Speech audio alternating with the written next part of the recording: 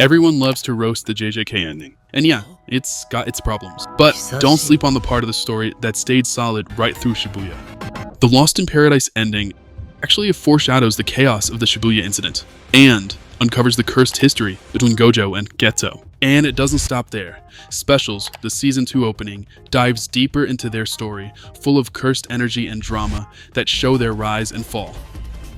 If you don't listen closely to the cursed speech in these songs, you'll miss the biggest clues to one of JJK's core stories. So let's run it back to when Gojo wasn't the untouchable monster yet, just out here with his ride or die, the racist friend who'd set everything in motion, Geto. Gojo and Geto thought they were the shit, untouchable and unbeatable, like nobody could even come close to taking them down. It was that same energy as Gojo's smug, "Nah, I'd win." A quick, confident clapback he dropped when asked if he thought he could lose a future fight. The phrase became a viral meme because it perfectly captures his cocky behavior, showing he's so sure of himself that losing just isn't an option, right up until it wasn't. The Lost in Paradise EP by Ali is a collection of songs, and the vocalist said each one is inspired by different characters from Jujutsu Kaisen, offering a musical take on their personalities and struggles. Lost in Paradise, used as the ending theme, is inspired mainly by Suguru Geto. Its lyrics and mood follow his emotional journey, from the heights of youth and power to the depths of alienation and loss. Honestly, with how fun the song and ending animation are, it kinda makes sense that everyone wants to mash it up with their favorite series. But beneath that catchy vibe, Lost in Paradise tells a deeper story, one of strength, pride, and the complicated path of Suguru Geto. It's a journey that really captures that fan-favorite saying, "Stand proud, you're strong." The phrase went viral after a pivotal moment when Sukuna, the King of Curses, acknowledged Jogo, a powerful special-grade curse spirit known for his fiery strength, and gave him permission to hold his head high instead of bowing.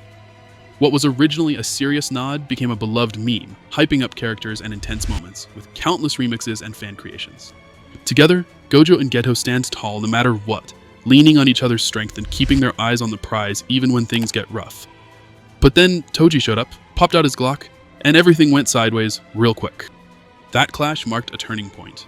What started as unshakable brotherhood began to crack, setting the stage for Geto's complicated journey ahead.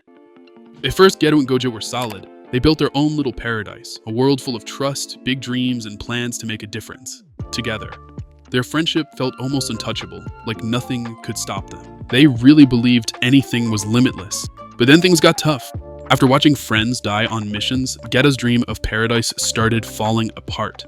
The simple, hopeful world he and Gojo shared wasn't real anymore. Protecting the lesser, or those he felt had less value, started to feel pointless, and he became bitter and distant. That paradise turned into just a memory, replaced by pain and doubt. Eventually, Geto walked away from everything and everyone he cared about. The losses hit him hard, and he became cold and angry.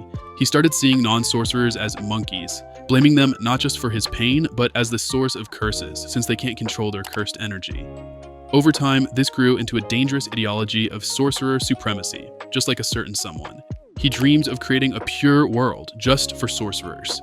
But that paradise, it was built on hate, and it left him completely alone. Paradise was lost, and what Geto tried to build only made things worse. All of these consequences set the stage for events that would bring everything Gojo and Geto stood for to a breaking point. King Nu has confirmed that the symbols in the Special Z lyrics represent Gojo and Geto, including hidden meanings woven into the Shibuya arc opening. The phrase "get tensed" in 31, translating to "get lost in me," is a clever code. Get 10 for Geto, Suguru, ST for Satoru, Gojo, and 10 and 31 pointing to October 31st, the date of the Shibuya incident. Interestingly, some of the lyrics in Special Z are not clearly audible or readable, and can be interpreted as being spoken by cursed spirits, adding a mysterious and eerie layer to the song that connects to the supernatural elements of Jujutsu Kaisen. The Special Z video also contains several visual references to key moments and characters from the Jujutsu Kaisen story, adding another layer of connection between the music and the series. Beyond the story and the music, Jujutsu Kaisen has made a huge splash in the online fan community. The subreddit r/Jujutsu folk is where fans come together to share jokes, memes, and lively conversations.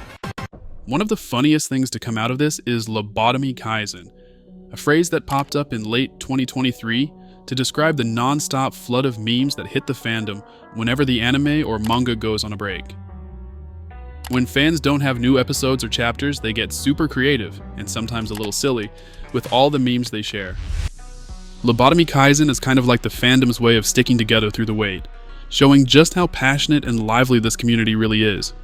Jujutsu Kaisen isn't just an anime, it's a cultural hit that's reshaped the fandom landscape, inspiring music, memes, discussions, and a community that carries its energy far beyond its own.